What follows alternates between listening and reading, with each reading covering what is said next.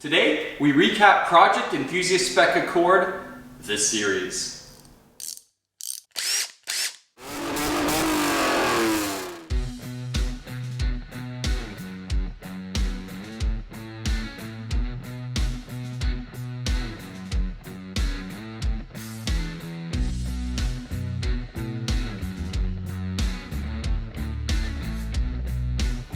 Welcome back to the Auto Obsessive Garage. Chadwick with you again for the final installment of Project Enthusiast Spec Accord. That is, of course, our 2003 Honda Accord Coupe V6 manual. That manual part's everything really in this project. So what I want to do is our traditional recap where we look at the car as it originally rolled into my shop, what we had to do to address issues, take care of them, fix it up, and turn the car into the sweet ride it is. So without further ado, let's see everything it took to take the 2003 Honda Accord Coupe V6 manual from something needing a lot of love to something that's been greatly enjoyable. Let's check it out, guys.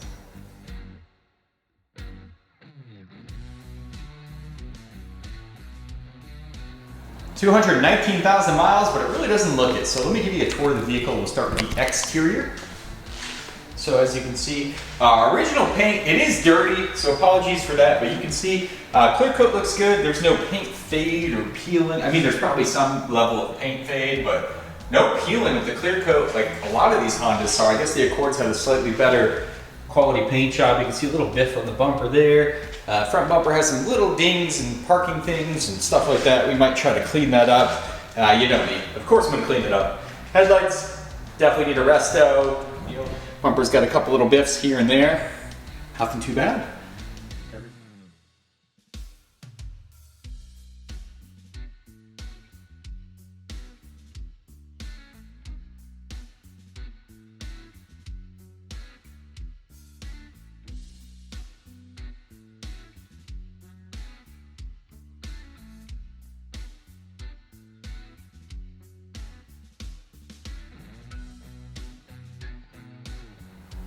Here are the tires I wanted to show you that came on the Accord. So they are Michelin's, but you can see a lot of that dry rot in the tread there. When you're looking at tires, you should be looking for that. That's a really big indicator, folks. If you're dealing with an older tire, you can just see it there. Yeah, 1411, the 14th week of 2011.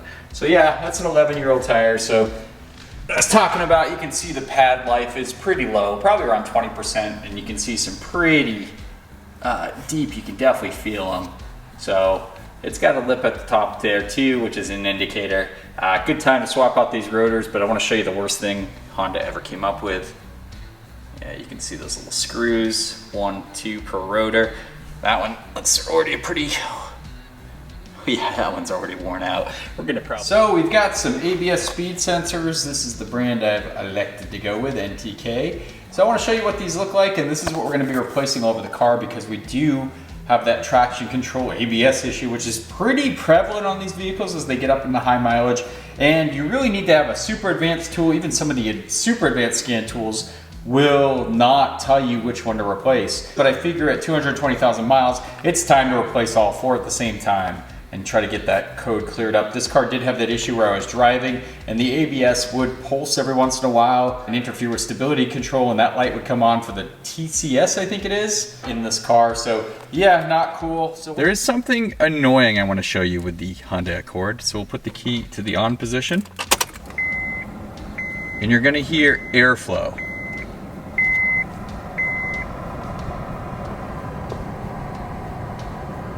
And the HVAC is completely off.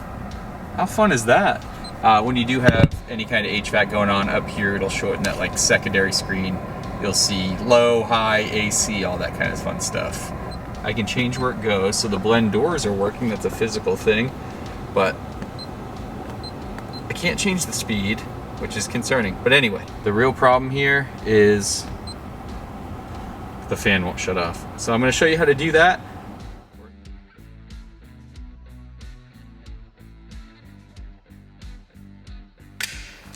All right, the plate should be ready to come off. A little gnarly under there, not too bad. You're gonna see some old oil residue, of course. Here's the old gasket. It is a thin metal gasket. It was pushing by this, so it's a good time to replace. I see people reusing this. That's just a recipe for disaster. You're not gonna fix any leaks, so we'll put the new gasket in there. Always miss that. All right, here we go. Perfect. Biggity banging.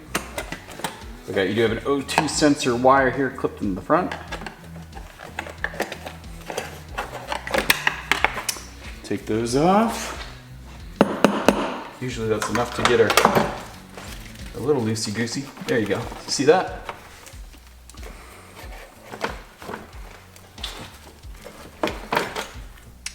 Valve cover off.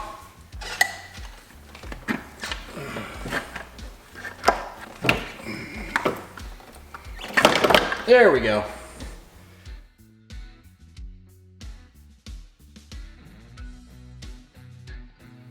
Well, before we put everything back together, why not do the spark plugs while we're in here? I don't know when the last time these were changed out, so let's do it up. Now, of course, we clean them up a little bit, even though this is going in the rear and no one's ever probably gonna see it this clearly. But hey, at least we put that effort in, right?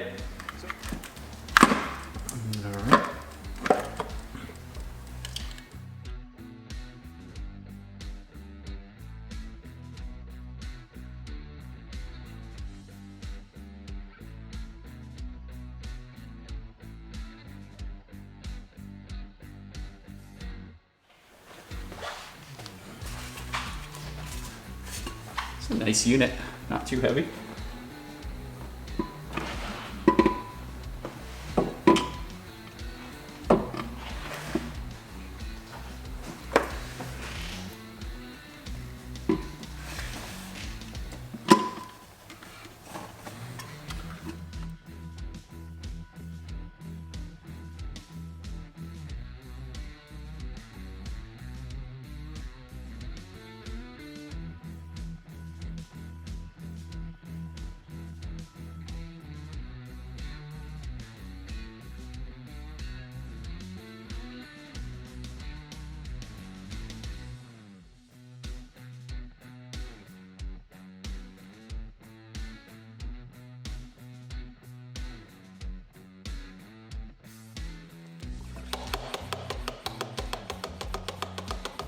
Fluid start to flow. Fresh rubber always wins the day, right? So let's get it on there.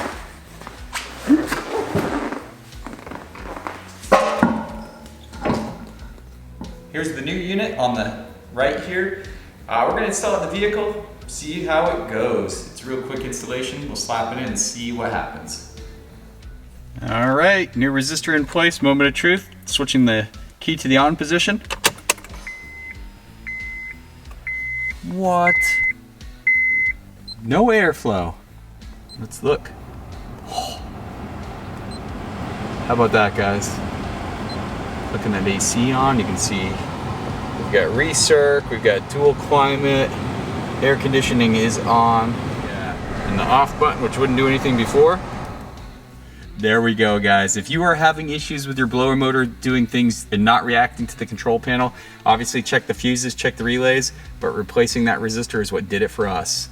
Let's see what we can do.